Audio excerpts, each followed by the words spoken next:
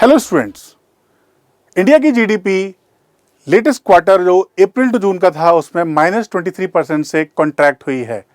इसके बारे में देखा गया, काफ़ी सारी बातें हुई जिसमें कहा जा रहा है कि ये गवर्नमेंट रिस्पॉन्सिबल है, प्राइम मिनिस्टर रिस्पॉन्सिबल हैं, कुछ लोग पेंडेमिक को रिस्पॉन्सिबल कर रहे हैं और कुछ लोग ऐसी ऐसी बातें न्यूज़ में लेके आ रहे हैं कि तबाही होने वाली है। तो जानते हैं कि ये जीडीपी क्या है, जीडीपी ग्रोथ रेट कैसा होता है, किस तरीके से कैलकुलेट होता है, क्या रैंकिंग है इंडिया की और आने वाले टाइम में क्या वाकई ये जीडीपी इतनी खराब होने वाली है।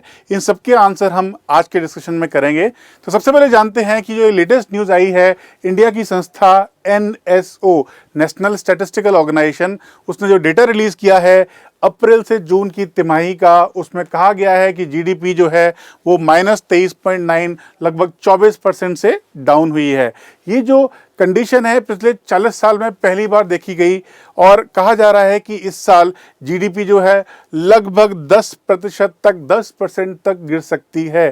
तो जानते हैं कि जो इंडिया में जो जीडीपी 10% गिरने का चांस है या जो अभी क्वार्टर में -24% ग्रोथ हुई है, वो सिर्फ इंडिया में या प्राइम मिनिस्टर मोदी की वजह से हुई है या कुछ और रीजंस हैं। तो देखते हैं इस डेटा को जो अभी लेटेस्ट रिलीज हुआ है अप्रैल टू जून तिमाही का। उसमें देखा जा सकता है क्लियरली कि जो इंडिया की जीडीपी अगर 23.9 से गिरी है तो अमेरिका की जीडीपी -32% से गिरी है, 32%। आप देखेंगे जितने भी डेवलप कंट्री हैं, यूके, फ्रांस वगैरह, उन सभी कंट्रियों की जीडीपी लगभग 20%, 13% और 10% गिरी है। सिर्फ चाइना की जीडीपी, जिसके डेटा पर काफ़ी क्वेश्चन मार्क हैं, उनके जो आंकड़े हैं काफ़ी छुपे हुए से और थोड़े फेक होते हैं, वो अपने यहाँ की जीडीपी को क्लेम कर रहा है कि वो 3.2 से बड़ा है। एक और बात जो मैंने कल जब लोगों ने ब्लेम किया पीएम मोदी को कि पीएम मोदी जी आपकी वजह से जीडीपी गिरा है, तो उन लोगों के लिए मैं एक बात कहना चाहता हूं, डेवलप्ड कंट्री लाइक सिंगापुर जिसकी दुनिया मिसाल देती है, उसकी जीडीपी भी लगभग 40% गिरी है। तो सिर्फ इंडिया में ही ये कॉज नहीं हुआ है। इंडिया में अगर 23% था तो सिंगापुर जैसे डेवलप्ड कंट्री की भी जीडीपी 40% से गिरी है। तो इंडिया कोई एक्सेप्शनल केस नहीं हुआ है। कहा जा रहा है कि बेसिकली ये ग्लोबल पैंडेमिक की वजह से है, बिकॉज दुनिया में जो आर्थिक गतिविधियां हैं, इकोनॉमिक एक्टिविटीज़ हैं, वो रुक सी गई हैं। लगभग 2 महीने तक इंडिया फुल लॉकडाउन स्टेज में रहा, जहां पर अभी देखा जा सकता है कि 4 महीने से रेलवे नहीं चल रहा है, बाकी सारी जो बिजनेस हैं वो 50% ऑफ नॉर्मल रेट पर भी नहीं आ पाए हैं। तो ये नेचुरल सी बात है कि किसी भी देश की अर्थव्यवस्था में अगर आर्थिक गतिविधियां नहीं होंगी तो वहां पर उत्पादन, प्रोडक्शन नहीं होगा, डिमांड नहीं आएगी और उस वजह से किसी भी देश की अर्थव्यवस्था में गिरावट आ सकती है। आइए अब जानते हैं कि ग्रॉस डोमेस्टिक प्रोडक्ट जीडीपी किस तरीके से कैलकुलेट किया जाता है। तो किसी भी एक फाइनेंशियल ईयर में जो total value of goods and services होता है, जो एक देश अपने बाउंड्री के अंदर उसका प्रोडक्शन करता है, क्रिएशन करता है, उसकी जो फिनिश्ड गुड्स एंड सर्विसेज की जो फाइनल वैल्यूज़ हैं, उनका जो सम्मेशन होता है, उनका जो टोटल होता है, वो जीडीपी कहा जाता है। तो इंडिया के अंदर जो बेसिकली 3 पार्ट हैं, एक तो है एग्रीकल्चर, एक है आपका सर्विस सेक्टर और एक है आपका इंडस्ट्री, मैन्युफैक्चरिंग। तो इन तीनों के जो एग्रीकल्चर में हमारा टोटल प्रोड्यूस होता है, जो जितना भी हम सर्विस सेक्टर में अपनी सर्विसेज से कमाते हैं और जो भी हमारा मैन्युफैक्चरिंग के अंदर जो फिनिश्ड गुड्स होते हैं, उन सब की जो वैल्यू का क्रिएशंस हैं, वो सारा कुछ मिला के जो वैल्यू निकल के आती है उसको हम जीडीपी कहते हैं। वैसे हम वो जीडीपी को रुपीज़ में कैलकुलेट करते हैं, बट अगर आज $1 ₹70 का या ₹75 का है, तो अगर उसको हम 75 से डिवाइड कर दें तो सारी वैल्यू डॉलर्स में आएगी। लास्ट ईयर वो जीडीपी की वैल्यू लगभग $2.9 ट्रिलियन थी। तो इंडिया की जीडीपी को कहा गया कि एक्चुअल बेसिस पर इंडिया की जीडीपी 2.9 ट्रिलियन थी। आइए इसके साथ अब बात करते हैं कि अगर इंडिया 2.9 था तो वर्ल्ड की क्या रैंकिंग थी। तो हम देख सकते हैं कि इंडिया की जीडीपी अगर $2.9 ट्रिलियन थी तो इंडिया की रैंकिंग वर्ल्ड में 5वें नंबर पे है। वेयर इन दुनिया में सबसे ज़्यादा जो जीडीपी है नंबर 1, वो कौन है? यूनाइटेड स्टेट्स, जिसका $221 ट्रिलियन के आसपास इसकी जीडीपी है। सेकंड में आता है चाइना, जिससे हमारी आजकल लड़ाई चल रही है, हमारे से लगभग 5 गुना बड़ा है और 4.5 गुना बड़ा है। तो उसकी 14 ट्रिलियन डॉलर की इकोनॉमी है, जापान की 5 ट्रिलियन डॉलर की है, जर्मनी की 3.8 ट्रिलियन डॉलर पे है, इंडिया जो है 5वें नंबर पे आता है। वेरिन काफ़ी लोगों को क्यूरियोसिटी होती है कि पाकिस्तान की जीडीपी कितना है। तो अगर इंडिया का जीडीपी 2900 बिलियन डॉलर है तो पाकिस्तान का जीडीपी लगभग 260 बिलियन डॉलर है, जो कि ऑलमोस्ट लाइक 1/10 है। तो पाकिस्तान हमारे मुकाबले कहीं नहीं है। Just for your information, Maharashtra की जीडीपी 270 के ऊपर है। तो GDP of Maharashtra is more than GDP of Pakistan. तो हमें पाकिस्तान से कोई टेंशन लेने की ज़रूरत नहीं है। हमारा रियल चैलेंजर ये है चाइना। चाइना का ये कहा जा रहा है कि इंडिया और चाइना अगले 30 साल के अंदर दुनिया के नंबर 1 और नंबर 2 कंट्री बन जाएंगे। वो किन कारणों से बनेंगे, उसका रीज़न ये है कि जो कंट्री लाइक जापान, जर्मनी है, ये अगर 1 से 2% से ग्रो कर रहे हैं और उससे भी कम रेट से ग्रो कर रहे हैं, वेर इन इंडिया और चाइना को कहा जा रहा है कि ये दोनों कंट्री अगले 30 साल के अंदर 8, 10 और 15% से ग्रो करेंगे। आइए अब जानते हैं कि सिर्फ डॉलर वैल्यू में जीडीपी को नहीं देखा गया। आजकल एक नया पैरामीटर भी दुनिया को कंपैरिजन करने के लिए आ गया है, जिसे हम कहते हैं पीपीपी। ये पीपीपी कोई पाकिस्तान पीपल्स पार्टी नहीं है, ये बेसिकली पब्लिक प्राइवेट पार्टनरशिप नहीं है। ये होता है परचेजिंग पावर पैरिटी। जो सामान आप यहाँ पर ख़रीदते हैं उसकी वैल्यू और जो सामान आप अमेरिका में ख़रीदते हैं उसकी वैल्यू, उसका क्या रेशो है, उसके हिसाब से कहा जाता है कि जो एक्चुअल में एक जो डॉलर है वो बेसिकली अभी 75 रुपये का है, बट ऑन पीपीपी बेसिस पर वो सिर्फ 25 या 24 रुपये का है। तो जितनी हमारी इकोनॉमी है, जो अभी करीब करीब आप देख सकते हैं 2.9 के आसपास है, वो लगभग उसका 3.5 गुना economy on the valuation of PPP बढ़ जाता है। उसी वजह से ये इकोनॉमी उस पैरामीटर के हिसाब से दुनिया में 11.3 ट्रिलियन डॉलर की हो जाती है। तो पीपीपी के हिसाब से इंडिया की अर्थव्यवस्था दुनिया में तीसरे नंबर पे है, फर्स्ट पे चाइना है। और बिकॉज डॉलर की वैल्यू दोनों की सेम होगी, इसलिए आप देख सकते हैं कि यूनाइटेड स्टेट्स की रैंकिंग सेम रहेगी। तो दुनिया में कहा जा रहा है कि इंडिया ऑलरेडी एक तरीके से नंबर 3 पर आ गया है। पीपीपी के अंदर भी जो आने वाले टाइम में हम 2000 कहा जा रहा है कि 2035 के आसपास हम अमेरिका को भी क्रॉस कर जाएंगे, और बाद में जो लड़ाई है वो सिर्फ इंडिया और चाइना की होने वाली है। तो आप देख सकते हैं ऑन नॉमिनल बेसिस पर जो वर्ल्ड में रैंकिंग जो है वो अमेरिका की 21.1 पे है और इंडिया 2.9 पे है। काफ़ी बड़ा हिस्सा अमेरिका का है, उसके बाद चाइना है और इंडिया भी एक तरीके से ग्रो कर रहा है जर्मनी और जापान के बाद। Where on purchasing power parity basis पर इंडिया ऑलरेडी 3rd पे आ गया है, और आने वाले टाइम पर आप देख सकते हो जीडीपी हमारी काफ़ी फास्ट रेट से ग्रो करने वाली है, जो 2020 से 2024 के अनुमान बताए जाते हैं। जहां पर अगर हम पीपीपी बेसिस पर बात करते हैं तो इंडिया की जीडीपी 1984 में लगभग 0.5 ट्रिलियन डॉलर थी, और उसके बाद से हमारी GDP almost like 12.3 trillion dollar के आसपास आ गई है। तो ऑन परचेज पावर पैरिटी पर इंडिया की जो जीडीपी है वो ऑलमोस्ट लाइक 20 से 22 गुना भी बढ़ी है। आइए अब जानते हैं कि उस जीडीपी जो इंडिया में कैलकुलेट होती है उसके कंपोनेंट क्या हैं। ब्रॉडली इंडिया में 2 मेथड होते हैं, एक्सपेंडिचर मेथड और value addition method. Expenditure method में जो भी हम सब लोग अपना प्राइवेट कंजम्पशन करते हैं, जो भी इन्वेस्टमेंट होता है ग्रॉस गवर्नमेंट स्पेंड करता है, और नेट एक्सपोर्ट्स, उनकी सारी वैल्यू देश में निकाली जाती है कितनी हुई। उसी का दूसरा एक मेजरमेंट, दोनों ऑलमोस्ट आसपास होते हैं, होता है कि इंडिया में जितना भी एग्रीकल्चर, सर्विस सेक्टर और इंडस्ट्री ने जो कमाया है उसकी ओवरऑल वैल्यू क्या है। आप देख सकते हो कि हाल फिलहाल में ये जो रेट्स हैं वो काफ़ी ज़्यादा गिरे हैं। जो लास्ट ईयर 23% का जो अनुमान जो हमने लगाया वो क्यों लगाया है कि पिछले साल के सेम क्वार्टर में और इस साल के सेम क्वार्टर में आप देख सकते हो जहाँ प्राइवेट का जो एक्सपेंडिचर था वो 19 लाख करोड़ था, उससे वो सिर्फ 14 लाख करोड़ रह गया है। जो आपका ग्रॉस जो कैपिटल फॉर्मेशंस था वो ऑलमोस्ट आधा रह गया है।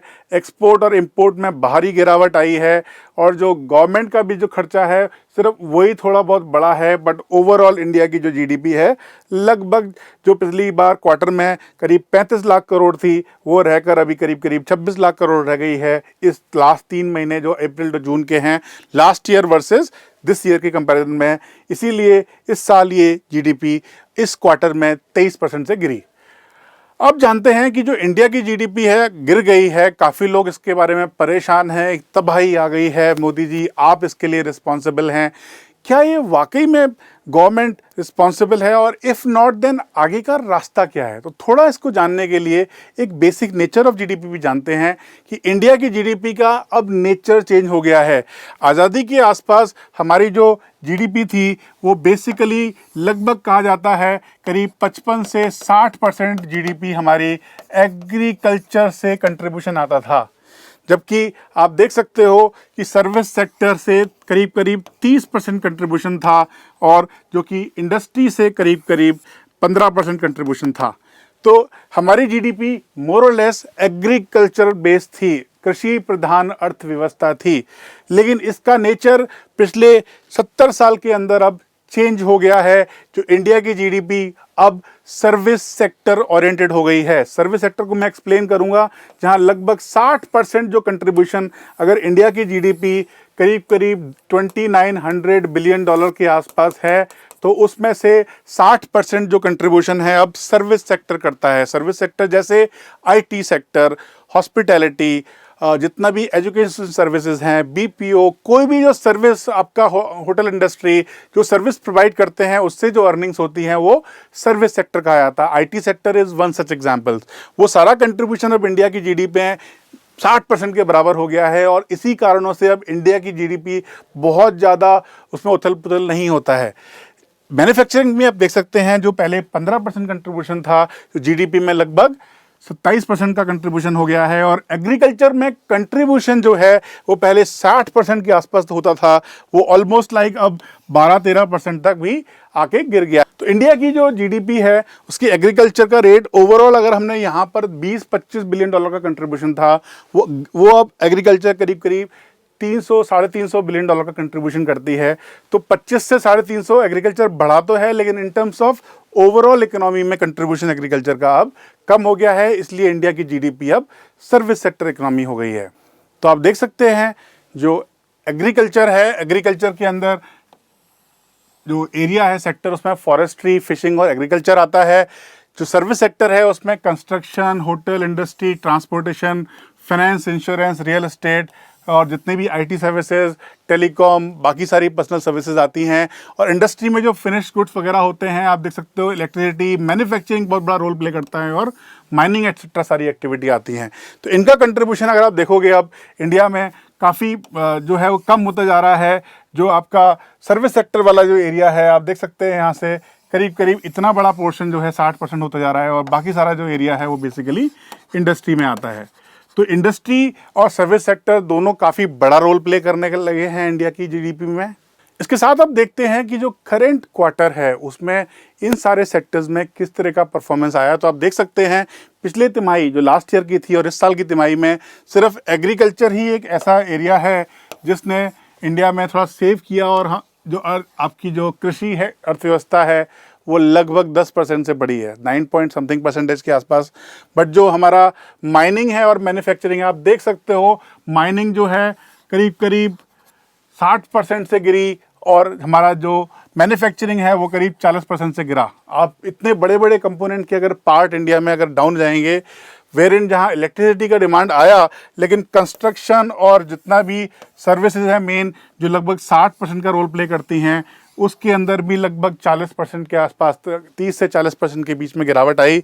हालांकि गवर्नमेंट ने थोड़ा ज़्यादा स्पेंड किया और करीब करीब 15% स्पेंड किया। बट जो चीज़ जिसमें लगभग 60% का एरिया होता है अगर वहाँ पर ये 35% और 50% की गिरावटें आएंगी तो नेचुरली जीडीपी गिरेगी। जीडीपी गिरने का कारण है कि अगर कंस्ट्रक्शन होना बंद हो गया है, अगर ट्रांसपोर्टेशंस नहीं चल रहे हैं, अगर लोग सर्विसेज जो हैं उनकी सेक्टर में नौकरियां जा रही हैं तो नेचुरली जो है आपके डिमांड भी कम होगी। जब पैसे नहीं हैं तो लोग क्या खरीदेंगे, डिस्क्रिशनरी बाइंग ख़त्म होगी और उसकी वजह से इंडिया में पिछले एक तिमाही में एक काफ़ी गिरावट आई। तो इसके बाद अब क्या होगा आगे? इंडिया की जीडीपी कहा जा रहा है कि अगले 5 से 10 साल के अंदर जो ग्रोथ रेट है वो लगभग 10 से 15% के रेट पे बढ़ेगी। उसका कारण मोदी जी और बाकी सब लोग हो या ना हो, बट इंडिया की जो जीडीपी है उसका एक सिंपल कारण है कि इंडिया की पॉपुलेशन का करीब करीब 40% जो एज प्रोफाइल है वो लगभग 15 से 40 साल के लोगों के बीच में है। अगर इंडिया के करीब करीब 50 करोड़ लोग इस जॉनर को बिलोंग करते हैं, इस रेंज को बिलोंग करते हैं, ये लोग सारे वर्किंग ग्रुप कहलाते हैं। जैसे जैसे ये कमाएंगे उतना ज़्यादा ये स्पेंड करेंगे और कहा जा रहा है इसी की वजह से इंडिया को एक डेमोग्राफिक डिविडेंड मिल रहा है। इसकी वजह से यहाँ पर इंडिया में डिमांड जो है डेफिनेटली बढ़ने वाली है और इसी वजह से इंडिया की जीडीपी में कोई टेंशन नहीं होने वाला है। तो आप ये ग्लोबल पैंडेमिक जो एक टेम्पररी फिनोमेना है इसकी वजह से ज़्यादा टेंशन ना लो। इंडिया की जीडीपी में मैंने देखा है कि जो स्ट्रक्चरल जो रिफॉर्म्स आए हैं उसके बाद अभी भी इंडिया काफ़ी साउंड फुटिंग पे है। जो अभी टेम्परेरी हुआ है वो ये हुआ है कि जो मार्च अप्रैल में इंडिया में लगभग 13-14 करोड़ जॉब्स चले गए थे। लेटेस्ट डेटा जो जुलाई में आया है उन 13-14 करोड़ लोगों में से करीब करीब 12 करोड़ लोग वापस से जो अनऑर्गेनाइज सेक्टर था उसमें जॉब करने लगे हैं। तो तकरीबन 1 से 2 करोड़ लोग अभी अनएम्प्लॉयड रह गए हैं अगर मैं मार्च से लेकर अभी जुलाई अगस्त के आसपास का डेटा की बात करूं। सेकंड इज़ जो इंडिया का ऑर्गेनाइज सेक्टर है वो भी जहां पर लोग डायरेक्टली पेरोल्स पर होते हैं सर्विस इंडस्ट्री के अंदर, वहां भी जो जॉब की सिचुएशन है थोड़ी बेटर हो रही है। लगभग 50 से 60% लोग अपने वापस से जॉब में आ गए हैं। इसका मतलब क्या है कि अब अगर लोग यहाँ से वापस अपने ओरिजिनल मोड पे आते हैं, जैसे कि अनुमान लगाया जा रहा है कि अक्टूबर नवंबर दिसंबर तक चीज़ें काफ़ी हद तक नॉर्मल सी आ सकती है और अगर ये नॉर्मल सी आती है तो इसके बाद की जो डिमांड है चाहे वो किसी भी सेक्टर में ले लें आप, टेलीकॉम से लेकर व्हीकल ऑटो इंडस्ट्री से लेकर आईटी इंडस्ट्री से लेकर बाकी सारे इंडस्ट्री में बहुत ज़्यादा डिमांड आने के चांस हैं। और अगर डिमांड आएगी और ये पहिया फिर से घूमेगा तो इस बार काफ़ी तेज़ी से उसके दौड़ने के अनुमान हैं। इसलिए आप इंडिया की जो जीडीपी है जो अभी 3 महीने के लिए थोड़ा सा डिप आया है उसकी वजह से ज़्यादा टेंशन लेने का ज़रूरत नहीं है।